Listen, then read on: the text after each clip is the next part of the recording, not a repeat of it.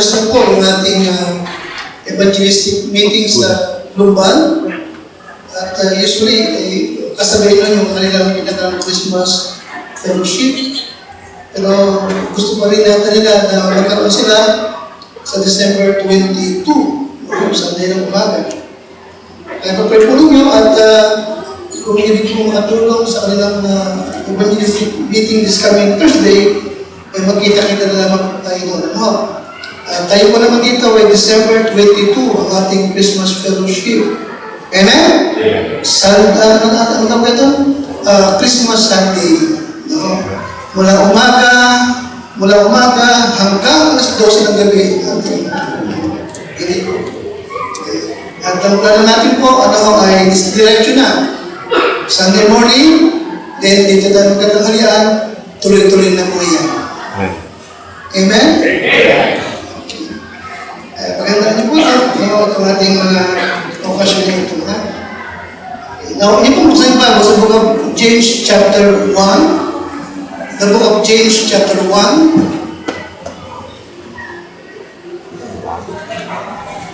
At salamat po sa ating mga panuhin na nagpaulap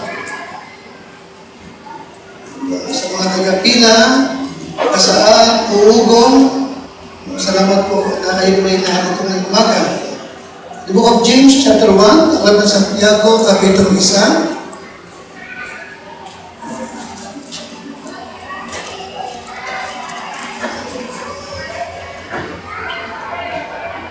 At ako rin po, kasama ng aking pamilya, ay nagkapasalamat sa inyo ngayon pala, sa inyo pong inihandang regalo sa amin. Salamat po sa inyo. Amen. Santiago, kapitulo 1. Nandiyan po kayo? At talatang 17, James chapter 1 and verse number 17. Nandiyan na kayo? Alright, sabay-sabay po tayo. Ready? Basa. Every good gift and every perfect gift is from above and cometh down from the Father of lights, with whom is no variableness, neither shadow of turning. Sa Tagalog? Ano sa Tagalog? Tayo? Ang bawat mabuting kaloob o regalo at ang bawat sakdal o perfect na kaloob ay pawang buhat sa itaas na bumababa mula saan? Mula sa ating Diyos Ama ng liwanag na walang pagbabago ni kahit anumang pag-iiba. Yes, ang ating Diyos ay hindi nagbabago. Hindi siya nag-iiba. Hindi siya humihina, hindi siya tumaganda. Amen? Pero din yung kanilang mga mabuting mga sakdal na kaloob. Walang pagbabago at hindi nag-iiba. Panginoon, salamat sa pagiging ito. Salamat sa mga pamilya, kabataan, pag-asawa, na narito po ngayong umaga. Ako po, naging kabalingkod, lumalapit, nananawagan, humihiling sa iyo ng iyong pagpapala na matatanggap ng lahat ng narito. Pagkalooban mo lamang ako ng lakas, ng dinig, ng kapangyarihan, upang aking i-deliver ang mga salita mo po ito ayon sa iyong kalooban. Hinihiling ko lahat sa dakilang pangalan po ng aming Panginoong Jesus. Amen. Now, ngayong Pasko at magpapasko, lahat tayo ay makakatanggap ng regalo. Di ba? At ang iba siguro sa inyo ay maagang nakatanggap. Kaya ko. Amen? Amen? Pero pagkaminsan, yung regalong natatanggap mo, madalas, maring damit, barong, ano man, ay minsan hindi kasya sa iyo. Kaya ang ginagawa mo pag hindi kasya, ang ginagawa mo, Ha? Babalutin mo rin, regalo mo sa iba. Amen? Pero ang pinakamaganda, sapagkat yung nagregalo sa iyo, gustong makita sa iyo, ano gagawin mo? Minsan nahihiya ka ma, pero, sister, hindi kasi sa akin. Pwede bang isa uli, papalitan natin. Salamat na lang, napapalitan. Amen? Napapalitan, minsan ay nare-repair na lang. Minsan may nagregala ng relos, television. Amen? Red. Pero malungkot, minsan kapag ka mga electronics, appliances, minsan ay sira, may damage. Ano gagawin mo? Ano gagawin mo pagka gano'n? Hindi mo magagamit. Tama ba ako? Kaya minsan gagawin mo, wala ka magawa. Talagang isauli natin, papalitan natin. Mabuti sana kung talagang papalitan. Minsan, di ba palitan, ang gagawin nila, igagawa sila pa rin ang magre-refer, maghihintay ka pa next Christmas. Amen, isa? Amen? Pero may umaga, ay ibig kong ating pag-usapan at ibahagi ko sa inyo, ano naman bigyan? May mga regalo at kaloob, na hindi mo na isusuli, hindi mo na ibabalik. Sapagkat ito po'y regalo, kaloob, na buhat sa ating Diyos. Kaya ang natin ay 3 gifts you will never return. 3 regalo na hindi mo na ibabalik. Sapagkat akma sa'yo, bagay sa'yo, para sa'yo, mabuti para sa'yo. Yes, 3 gifts that you will never return. At higit sa lahat, kailangan mo. Higit sa lahat, ano sabi ko? Kailangan mo. May mga regalo na natanggap mo, pero hindi mo naman kailangan. I-display mo lang. But thank God, ang Diyos, alam niya kung ano ang kailangan mo. Amen yun siya? Minsan, may regalo na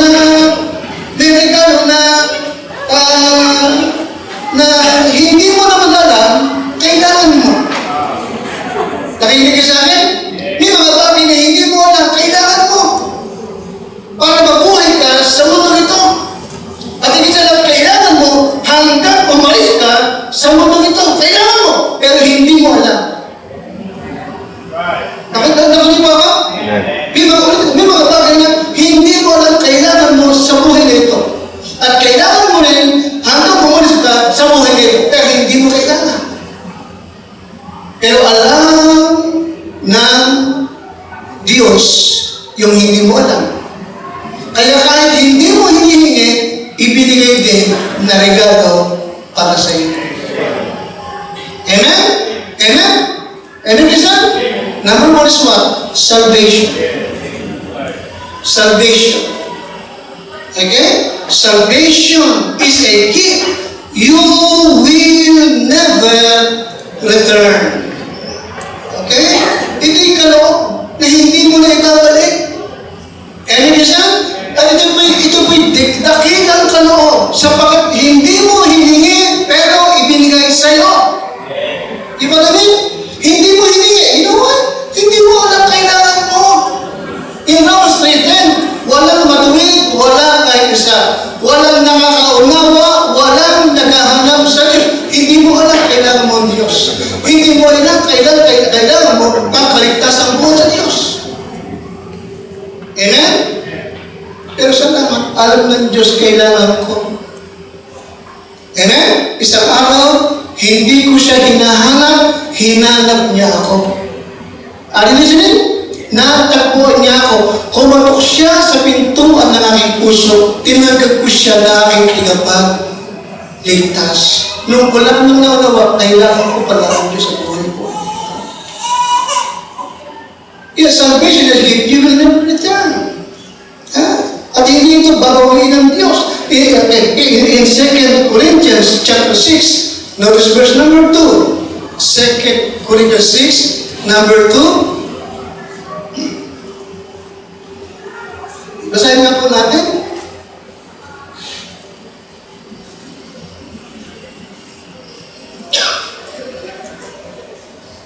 Ready? For he said, I have heard thee in a time accepted, and in a day of salvation have I succored thee. Behold, now is the accepted time. Now, behold, now is the day of salvation. Okay? Yes, salvation is a gift you will never return. Sapagkat ito po'y katiyakan ng langit na iyong pupuntahan. Ikaw ay nalipat na from death unto life at hindi na hahatulan pa. Amen siya? Amen? Nalipat na. Mula sa kamatayan patungo sa buhay. In Titus chapter 2 and verse number 11. Titus chapter 2 and verse number 11. For the grace of God. For the grace of God that bringeth salvation. Kita niyo po yun? Okay, yung biyaya ng Diyos na naghahatid ng kaligtasan ay napakita sa lahat ng tao. Yes, walang iba kundi ang ating Panginoon Kristo. Okay, it is a gift you will never return. Ngayong umaga, ikaw ba may katiyakan na ng langit? Kung sakali bang bawian ka ng buhay ngayon, tiyak mo na bang langit ang iyong pupuntahan? Kaibigan, kung wala ka bang katiyakan ng langit, ito yung kaligtasan na iniaalok ng Diyos. Alam niyang kailangan mo sa buhay na ito at kailangan mo hanggang umalis ka sa mundong ito. Napakabuti ng Lord. Hindi niya ito babawin at hindi mo pagkikinahan na nakakilala mo siya, tinanggap mo siyang tigapagligtas. Salvation is a gift you will never return. Dalawang bagay. Kung bakit tinawag ito na dakila, no? So great salvation. Una, it is a gift undeserved. Ito may regalo na hindi mo deserve. Hindi mo deserve. Bakit hindi mo deserve? Hindi ka karapat-dapat. Nakinig po ako? Hindi ka karapat-dapat. Pero sa biyaya ng Diyos, pinapagindapat ka ng Diyos. Bakit hindi ka karapat-dapat? Sapagkat ikaw ay isang makasalanan.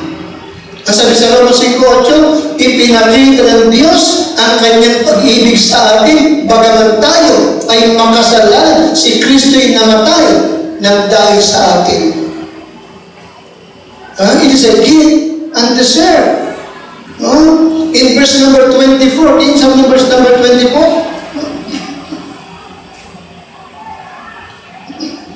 pinapagisakdal ka pa niya, tinanggal ng Diyos yung hatol, yung parusa na para sa'yo. Romans 3:24, being justified freely by His grace through the redemption that is in Christ Jesus. Kita mo? Pinapagisakdal ka pa ng Diyos. At ito po'y libre, biyaya, kaloob na walang bayad sa pamamagitan ng katubusan na kay Kristo Jesus. Okay? Again, you will never return. Ibinigay sa'yo bagamat hindi mo deserve. Pangalawa, ito po'y walang katulad. It is unequal. Walang katulad nito. Bakit walang katulad? Sapagkat ito po'y biyayang walang bayad. Amen? Biyayang walang bayad. Hindi mo ito makakamtan sa mundo ito. Hindi mo ito mabibili. Hindi mo ito paghihirapan. Ito po'y libre. Kaloob na walang bayad ng Diyos. Napakadakila. Amen? Napakadakila.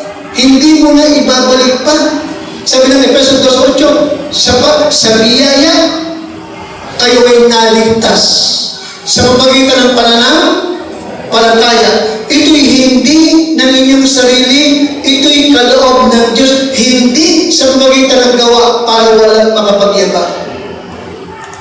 pagkatapos na? Sapagkat sa biyaya, kayo'y nangaligtas sa pamamagitan ng pananampalataya. Kaya mo, hindi nagawa. Ito'y hindi sa inyong sarili. Hindi mo pinagsikapan. Hindi mo pinagtrabahuan. Hindi parang sweldo sa'yo. Ito'y kaloob ng Diyos. Ano yung kaloob? Regalo. Para Christmas gift. Amen? Undeserved. Anong pangalawa? Antigod. Walang kapantay, walang katulad. Kaya nga ngayong umaga, wala ka pang, hindi ka paligtas, hindi ka patiyak na pag namatay sa langit ka pupunta, ito yung regalong kailangan mo. At ito yung regalo na pag natanggap mo na, hindi mo na ibabalik pa. Wala akong natagpo ang tao na naligtas, na nagsising na save siya. Wala. Bagkus, maraming tao ang nagsasabi, sana noon pa ako naligtas. Sana noon ko pa natanggap si Kristong tagapagligtas. Amen? Ano yung number one regalo na hindi mo na ibabalik at sasaulit? Salvation. Salvation. Hindi mo na sasaulit. Bakit? Kasi ito ay perfect. Pangalawa, wonderful. Pangatlo, great. Pang-apat, galing sa Diyos. Sakdal, dakila, kamangha-mangha. Amen? Kaloob na galing sa Diyos. Pangalawang bagay, Romans 6:23. Romans 6:23. Anong sabi ng Bible? Ang kabayaran ng kasalanan ay kamatayan. Datapot ang kaloob na walang bayad ng Diyos ay lakas. Buhay na walang hangganan. Kay Kristo Jesus na Panginoon natin. Pangalawa, everlasting life is a gift you will never return. Everlasting life. Ito yung regalo na hindi mo na ibabalik. Amen? Hindi mo na ibabalik. Okay? And it is a personal gift. Ito may personal na kaloob ng Diyos sa iyo. Paliwanag ba? Ano sabi ko? It is what? Personal na regalo. Amen? Talagang personal. Bakit? Tinawag ka niya. Nakikinig ka sa akin? Tinawag ka niya. Ano yung pangalawa? Kumatok siya sa iyong puso. Nakikinig kayo? Personal. Nung tinawag mo siya, tinanggap mo siya, personal siyang pumasok at personal, ibinigay sa iyong buhay na wala hanggan. Personal na regalo. Buhay na wala hanggan.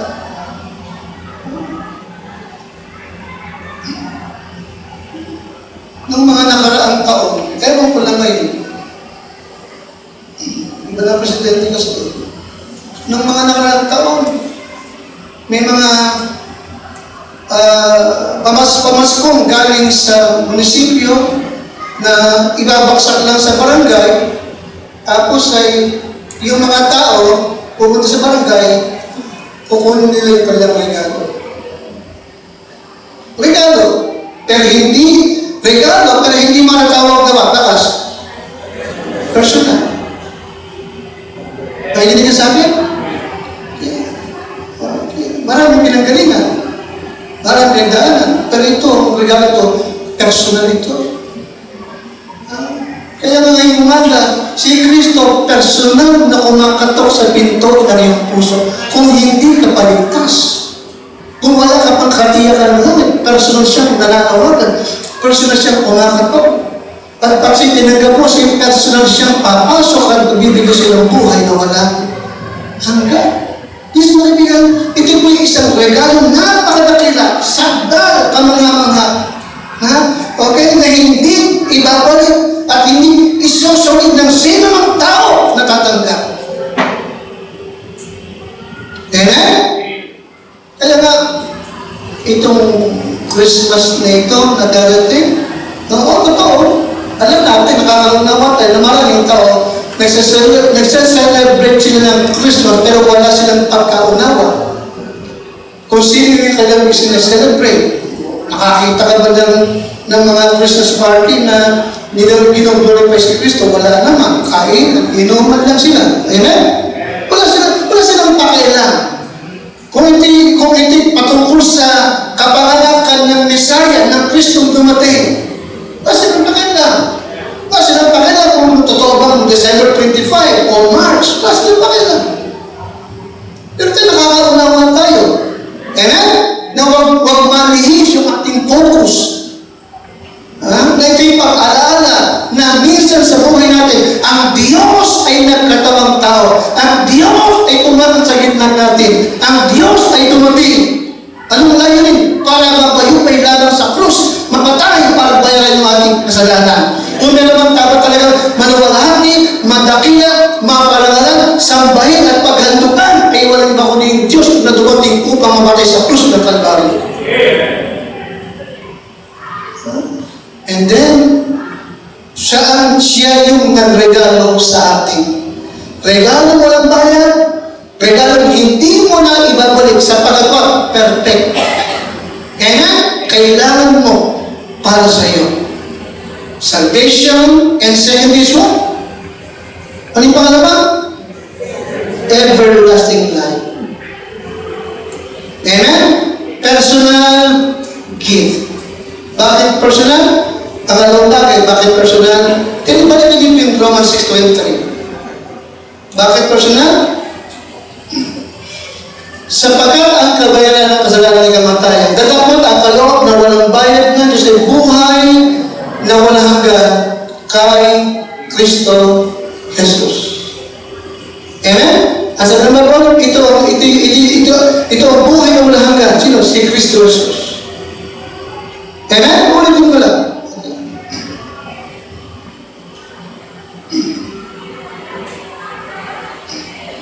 Si Kristo Jesus, buhay na walang hanggan.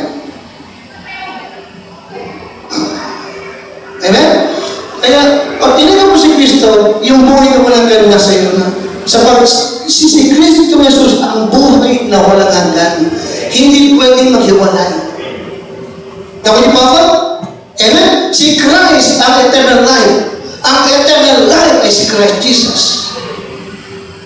Amen? At yung regalong walang bayad na pinagkaloob ng Diyos sa tao. Amen? Kaya it is a gift you will never return. Amen? In 1 John 5, 11 to 12, then you po, 1 John 5, 11 to 12, then you po pala.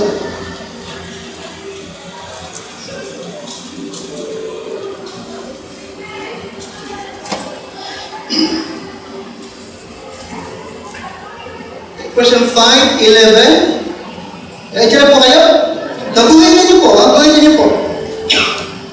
And this is the record. Kaya, wala ka siya? And this is the record that God had given to us eternal life. And this life is in His Son. Ito niyo po yan. Ito ang patotoo.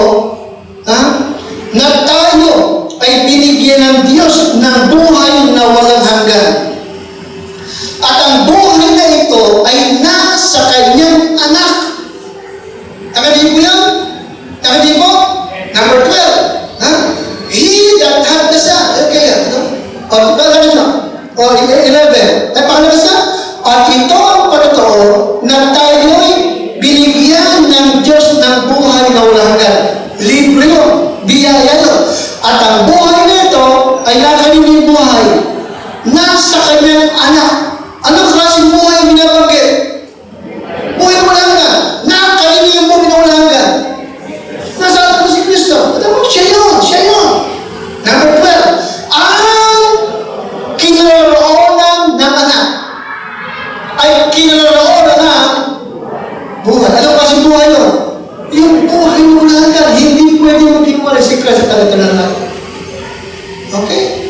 Ang hindi kinaroroonan ng anak ng Diyos ay hindi kinaroroonan ng buhay. Hindi ka ligtas kapag wala sa sayo. Amen? marami sa church. Walang buhay, walang hanggan, walang kaligtasan, walang katiyakan. Tapos binabanggit ko, naalala ko lang, meron tayong miyembro nasa Amerika, nasa Amerika, naghanap ng church, binalitapuan, umalis siya yung pastor. Okay, kinabahan. Alalagin ko yung pastor, unsaved. Sabi ko, totoo naman yan eh. Marami dyan, mga pastor, unsaved. Kasi, mga aral sila sa mga liberal na theological college.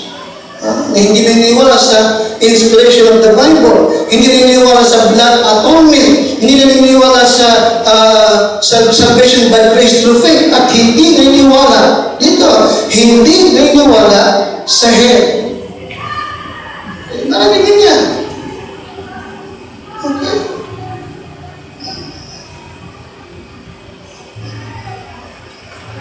Hindi naniniwala sa virgin birth. Hindi naniniwala sa literal, yung Genesis chapter 1 hanggang chapter 2. Ay, ba rin na?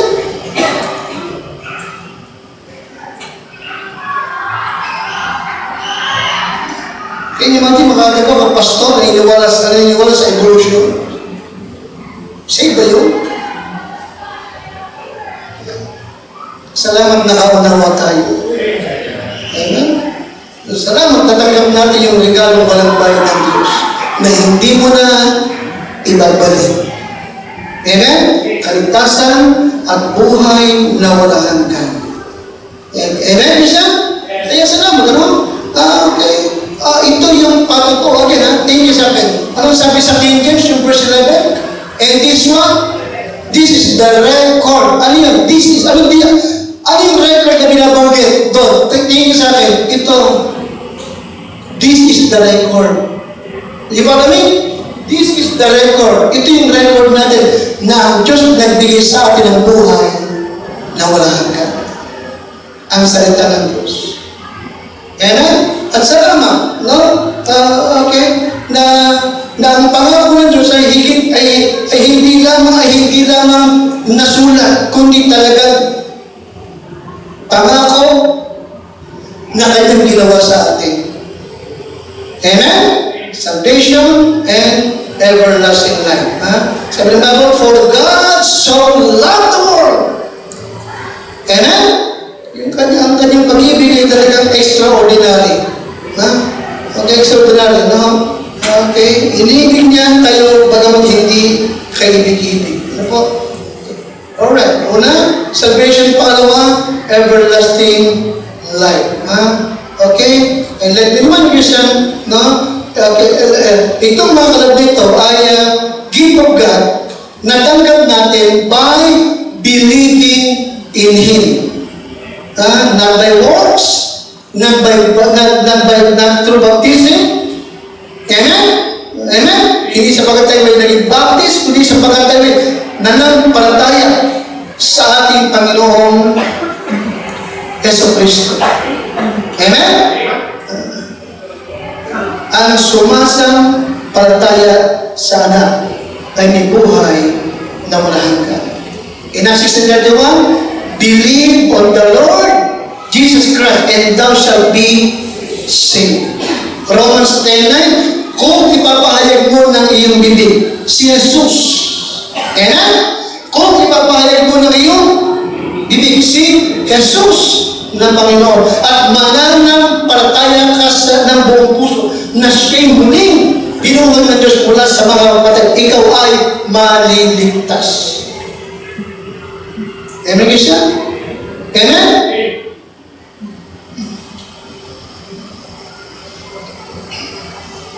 Kamakalawa, nakakita ko ng video ng isang pastor na napapakadynamic pa. Pero nakakaawa yung mga tao, nagkisigaw ng mga tao.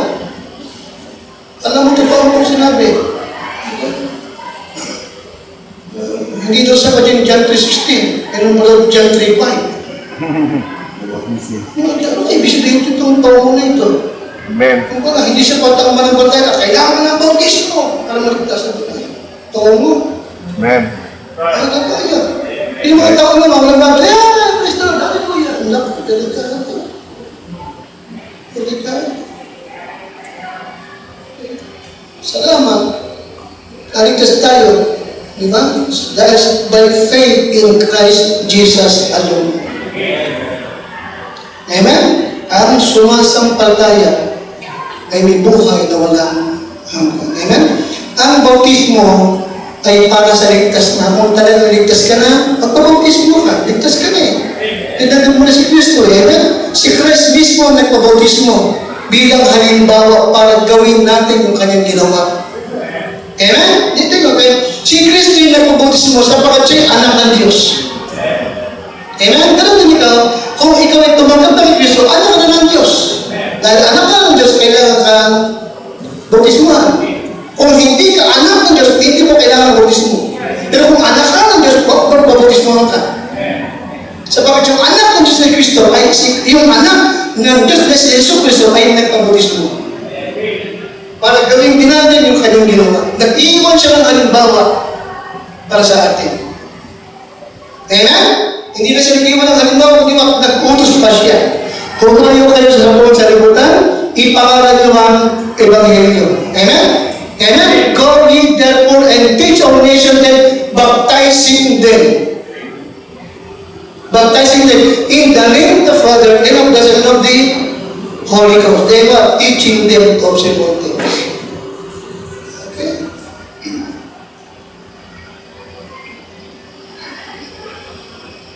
Number 3, John 14, 1 and 3. Yes, it will. Okay. Alright, now, ano itong regalo nito? That you will never return. Number 1 is what? Lakas po. Number 1 is salvation. Number 2 is what? Everlasting life. Amen? Buhay na walang hanggan. Okay? Buhay na walang hanggan, ha? Okay? Take a listen, ha? The gift of eternal life is received in this life. Ha? Pakibasa ko ng bukas? The gift of what? Eternal life is what? Received in this life. Hindi bukas. Hindi pagdating mo sa heaven, tsaka mo ba matatanggap? In this life. Ngayon nga, anak ka lang, ngayon nga, may buhay ka ng walang hanggan. Amen? In this life. Pangatlong regalo that you will never return. John 14, 2 hanggang 3. John 14, 2 hanggang 3. Verse number 2. Sa tayo na, takalabas. Sa bahay ng aking ama ay maraming tahanan. Amen? In my Father's house are many mansions. Now, nasaan ang bahay ng Ama? Nasaan ang bahay ng Diyos Ama? Nasaan? Nasaan? Nasa heaven. Nasaan ba na? Okay, isa na. Okay, ha? Wala sa earth. Wala sa paradise. Ang bahay ng Ama, nasa heaven. Sa bahay ng aking Ama, maraming mansyon. Kung di gano'n, sinabi ko sana sapagkat ako'y paroroon upang ipaghanda ko kayo ng dakong kalalagyan. Verse number 3, pakalakas. Pakalakas. At kung ako'y pumaroon, kayo'y maipaghanda ng kalalagyan, ay muling paririto ako. At kayo'y tatanggapin ko sa aking sarili. Upang kung saan ako naroon, upang kung saan ako naroon, ano simula? Pagkakas? Kaya, maliwanag. Ang gusto ng Lord Jesus, kung saan siya naroon, doon ka din. Now, nasaan ngayon ang ating Panginoon sa Kristo? Nasaan siya ngayon? Alright, wala siya sa paradiso. Nasa langit siya. Okay? At anong kanyang ginagawa ngayon sa langit? Ano kanyang ginagawa sa langit? Ang sagot na sa verse number 2. Ano sa number 3? Ipinaghahanda niya tayo ng ating mansyon sa langit. Maliwanag naman. Kung ako'y bumatoon at maipaghanda ko na kayo. Kaya, kung anong ginagawa niya dito? Naghahanda siya ng tahanan ng Israel. Naghahanda siya.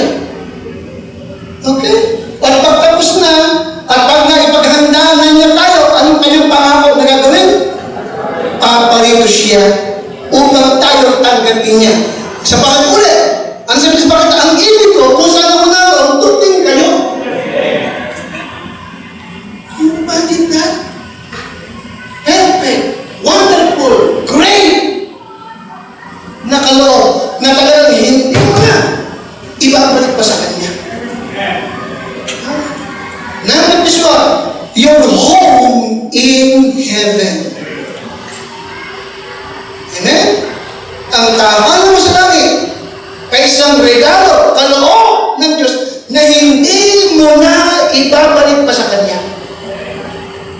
Ba't ko ibabalik sa Kanya? Amen? Can you imagine heaven? Regalo niya. Amen?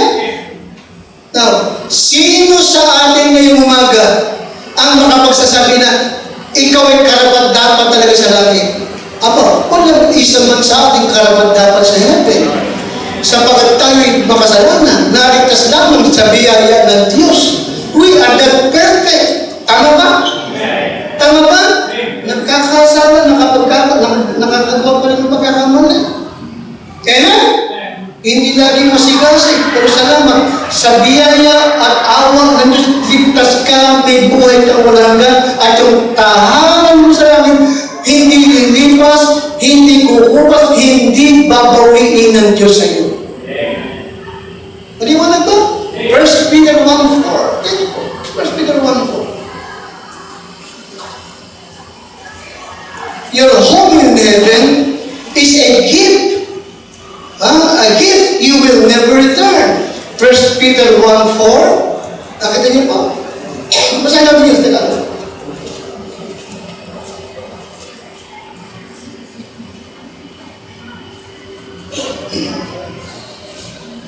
Nakita niyo? Ready? Ready? Basa. Tama? To an inheritance, incorruptible, and undefiled, and faded not away, reserved in heaven. Para nyo? Okay, basa mo sa Tagalog. Tagalog, ha? Sa isang mana. Maliwanag ba? Na ikaw, by the grace and mercy of God, di ba? Ikaw ay tagapagmana ng Diyos. Maliwanag ba? Sa isang manang hindi, pakalakas, hindi nasisira, walang dumis, hindi kumukupas, inilaan, inireserve sa langit. Sa langit. Para sino? Ito mo. Maliwanag ba? Kaya ang kanyang pangako ay hindi paraiso sa lupa. Bahala yung saksi dito sa lupa. Masubo kayong lahat dito. Kaya salamat, hindi paraiso. Gaya ng pinapangalan ng mga saksi. Kaya ako talagang, dati okay, medyo dahan-dahan. Minsan pag nakatagpo ako ng tinulogan, pinagpupunta rin dito po, Jehovah. Ako tuloy. Sabi ko talaga, ang pangako ni Jesus ay langit, hindi paraiso sa lupa. Okay? Si Jesus ay si Jehovah na nagkatawang tao. Amen? Amen? Naparito siya to reveal ipahayag ang Diyos sa atin. Siya yung larawan ng Diyos na hindi nakikita. Amen? Siya yung eternal God, the Creator God, na nagkatawang tao, to die. Okay? Doon sa krus ng Kalbaryo. Dahil sa kanyang ginawa, kita mo, nakatanggap tayo ng kaligtasan hindi na isusulit natin. Amen, Kisan? Ibuhay tayo lang hanggang. At pangatlo, tagapagmana tayo ng langit na walang dungis, hindi nasisira, hindi kumukupas, nakalaan sa langit para sa iyo. Okay? Perfect gift. Great, wonderful. Nagaling sa ating Diyos. Ano? Okay. Hebrews 11:16 yun. Hebrews 11:16. Masabi din po ito. Okay. Hebrews 11:16.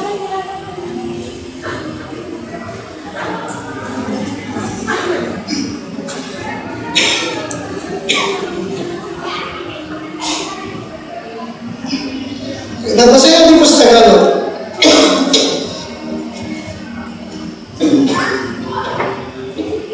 Tayo po na, ngunit ngayon ay nagnanasa sila ng lalong magaling na lupain sa makatuwid ang sa langit. Kinahin mo yun? Sa makatuwid yung sa langit. Kaya hindi sila ikinahihiya ng Diyos na tawagin Diyos nila sapagat Kanyang, nakalakas niya, ipinaghanda sila ng isang bayan. Nasa yung bayan? Nasa langit. Amen?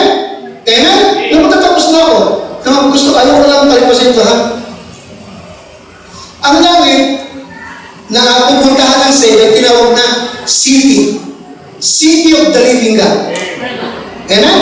At doon sa city of the living God, binanggit ng John 14:2 na ipinaghanda tayo ng mansion. City, they want mansion. Nagpapakita na ilang mga bagay-bagay na mahalagang isipin mo na sa langit, pagdating mo, hindi ito puro ulat na akala mo yung napanood mo. Hindi ka rin magkakaroon ng pakpak doon. Huwag mo nang pakarami ng pakpak. Hindi bagay sa'yo. Pakpak, may tahid ka pa. Hindi bagay sa'yo. Hindi rin sa heaven, meron kang... Okay? Hindi. And then, may pinto, may syudad, may city, mayroong kalsadang niyari sa atas. Pinto. Kita mo? Ang bawat Christian may kanya-kanyang mansion according to John 14:2. Amen? Isang city. Amen? At sa Biblia, sa gitna ng siniswa, naroon yung tree, yung punong kahoy ng buhay. Alam niyo ba yun? Na naroon dami sa Garden of Eden. Ano ba ito? At doon kakain ka. Kakain mo ba? Hindi parang busog. Biasa fellowship. Huwag niyo ba makita mo yun doon? Okay? Kaya isang syudad. Isang syudad. No? Okay? Na ang pinakang kapitolismo, Jerusalem. According to the book of Revelation. Okay? Kaya salamat sa Diyos. Okay? Tayo nakatanggap na regalo, hindi mo na ibabalik pa sa Kanya. At ito yung unang, your home in heaven. Okay? Yes, heaven is a prepared place. Ito heaven is a prepared place. Paulit-ulit na binanggit ng Bible. Ito yung isang lugar na inihanda ng Diyos sa mga taong handa. Tiyak ang langit pupuntahan. And heaven is an inheritance. Preferred, pangalawa, inheritance. Pamana ng Diyos sa iyo, sa akin. Ayon sa 1 Peter 1:4. Okay? Okay. We have an inheritance. Kaya nga, kung hindi ka man anak ng milyonaryo, hindi ka man anak ng may-ari ng rancho, wala ka man minana, meron kang mamanahin, nasa langit. Okay? Hindi lumilipas, hindi nasisira, hindi kinakalawal, at hindi nananakaw. Okay?